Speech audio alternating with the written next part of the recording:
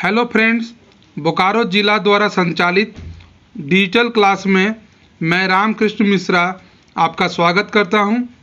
आज हम विज्ञान विषय के तृतीय पाठ सूक्ष्म जीव के भाग 2 का अध्ययन करेंगे। सबसे पहले जान लेते हैं कि पिछले वीडियो में हमने क्या सीखा था।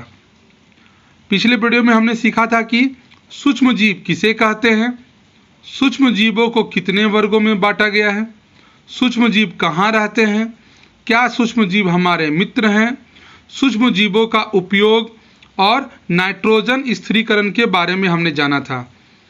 आज के इस वीडियो में हम जानेंगे कि क्या सूक्ष्म जीव हमारे शत्रु हैं, सूक्ष्म जीवों के कारण होने वाले रोग, संचरणीय रोग के बारे में, सूक्ष्म जीव खाद्य पदार्थों के संदूषक हैं, खाद्य परिरक्षण और नाइट्रोजन चक्र के बारे में जानेंगे। बच्चों, आगे बढ़ने से पहले यदि अभी तक आपने मेरे इस चैनल को सब्सक्राइब नहीं किया है तो सब्सक्राइब करें, लाइक करें और बेल आइकन को दबाना ना भूलें।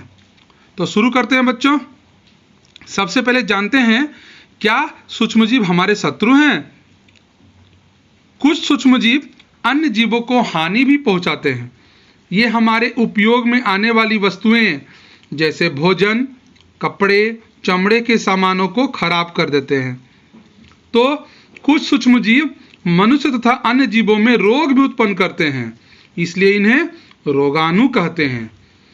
कुछ रोगकारक सूक्ष्मजीव हवा, पानी, भोजन आदि के द्वारा मनुष्य के शरीर में प्रवेश करते हैं और उसे बीमार कर देते हैं, इसलिए सूक्ष्मजीव हमारे शत्रु भी हैं। बच्चों, अब जानते हैं सूक्ष्मजीवों के कारण होने वाले रोग के बारे में। पहला है जीवाणुओं के कारण होने वाले रोग, जैसे क्षय रोग यानी टीबी। यह रोग एक संक्रामक बीमारी है जो माइकोबैक्टीरियम ट्यूबरकुलोसिस नामक जीवाणु के कारण होता है।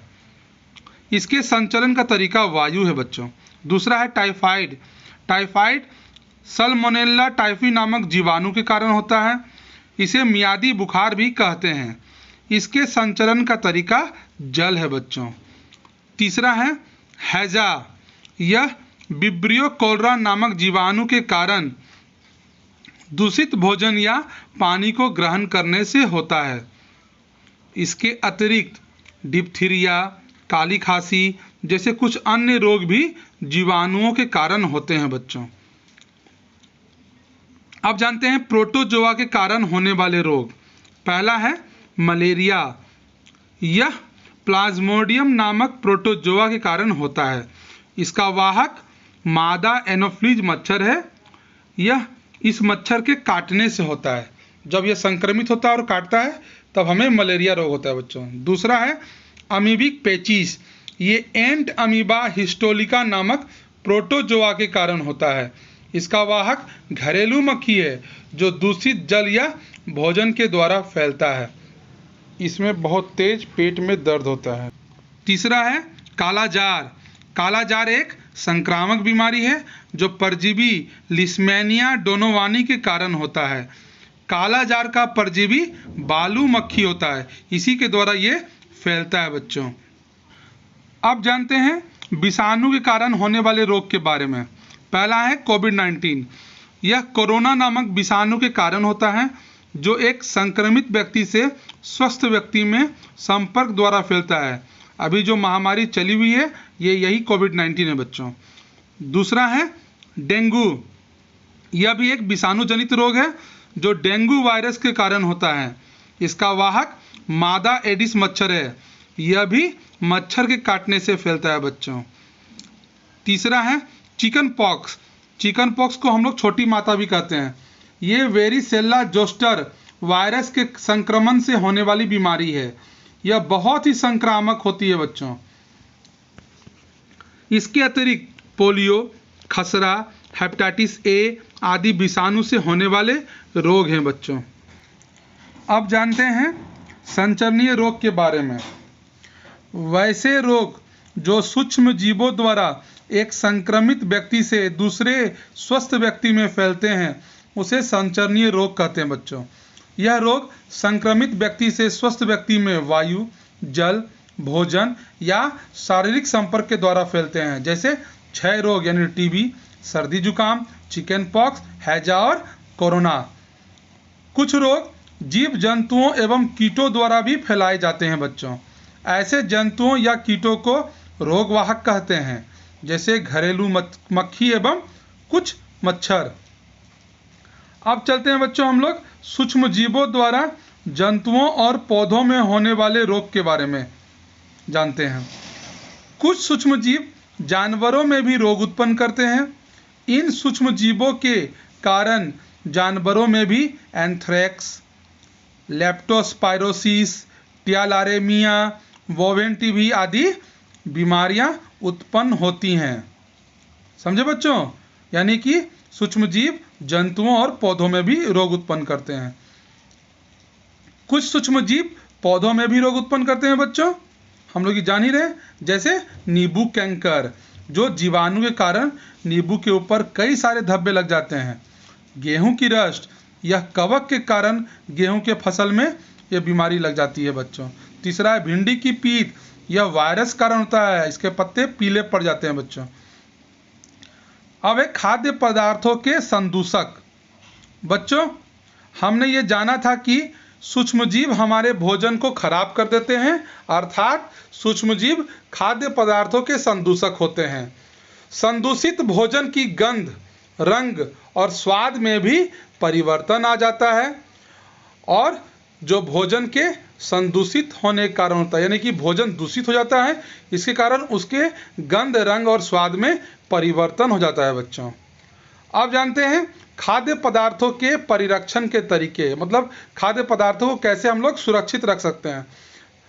बच्चों सूक्ष्म जीवों से खाद्य पदार्थों के बचाव के लिए हम कई तरीके अपनाते हैं।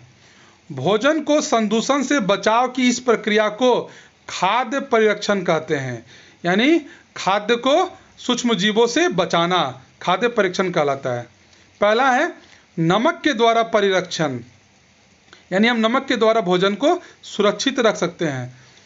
नमक का उपयोग मांस एवं मछली को लंबे समय तक परिरक्षित रखने के लिए किया जाता है। अचार बनाने में भी नमक परिरक्षक का कार्य करता है बच्चों। इसके बाद चीनी द्वारा परिरक्षण, चीनी जो है वो भी एक परिरक्षण का काम करता है बच्चों। चीनी खाद्य पदार्थों में मौजूद नमी को कम कर जीवाणुओं की वृद्धि को रोक देता है। जैम, जेली आदि का परिरक्षण चीनी द्वारा किया जाता है बच्चों। इसके बाद है तेल एवं सिरके द्वारा परिरक्षण। तेल एवं सिरके जीवाणुओं को मारकर भोजन को सुरक्षित रखते हैं। इस विधि से सब्जियां, फल, मांस, मछली आदि का परिरक्षण किया जाता है बच्चों। इसके अतिरिक्त दूध को गर्म करके और सब्जियां या अन्य खाद्य पदार्थों को फ्रिज में ठंडा करके भी परिरक्षण किया जाता है। आजकल वायुरोधी सील के द्वारा भी खाद्य पदार्थों का परिरक्षण किया जाता है बच्चों। आप जानते हैं नाइट्रोजन चक्र के बारे में। आसमानी बिजली के द्वारा वायुमंडल में मौजूद नाइट्रोजन तथा ऑक्सीजन परस्पर जुड़कर नाइट्रोजन के ऑक्साइड बनाते हैं। फैक्ट्रियों और वाहनों में दहन क्रिया के फलस्वरूप भी नाइट्रोजन के ऑक्साइड निर्मित होते हैं। ये ऑक्साइड वर्षा जल के साथ मिलकर तनु हाइड्रोक्लोरिक अम्ल बनाते हैं। ये नाइट्रेट में परिवर्तित हो जाते हैं। पौधे इसी नाइट्रेट को ग्रहण कर इसे प्रोटीन में परिवर्तित कर देते हैं। जब जंतु इन पौधों को खाते हैं या इन पौधों को खाने वाले जंतुओं को मारकर खाते हैं तो यह प्रोटीन उनके शरीर में चला जाता है। जब पौधे या जंतु मरते हैं तो प्रोटीन टूटकर अमोनिया में बदल जाता है। यह प्रक्रिया अमोनीकरण कहलाता है बच्चों। नाइट्रोजनी जीवाणु इस अमोनिया को नाइट्रेट में बदल देते हैं। इस प्रक्रिया को नाइट्रीकरण कहते हैं। यह नाइट्रेट या तो ह्यूमस में संग्रहित हो जाते हैं या जल द्वारा बहा दिए जाते हैं। कभी कभी ये डीनाइट्रीफाइंग बैक्टीरिया के द्वारा नाइट्रोजन गैस के रूप में पुनः वायुमंडल में वापस चला जाता है। यह प्रक्रिया अनाइट्रीकरण कहलाता है। नाइट्रोजन का वायुमंडल से मृदा, पौधे तथा जंतुओं में परिवहन की संपूर्ण प्रक्रिया को नाइट्रोजन चक्र कहते हैं। इस चित्र में आप देख सकते हैं बच्चों, कैसे वायुमंडलीय नाइट्रोजन को नाइट्रीकरण के द्वारा और फिर पुनः अनाइट्रीकरण के द्वारा ये नाइट्रोजन के चक्र को पूरा किया जा रहा है। आज का वीडियो अगर आपको पसंद आया हो तो मेरे इस चैनल को सब्सक्राइब करना ना भूलें, लाइक करें और बेल आइकन जरूर दबाएं। मिलते हैं बच्चों अगले वीडियो में इस पाठ के प्रश्न उत्तर के साथ। तब तक के लिए बाय बाय बच्चों।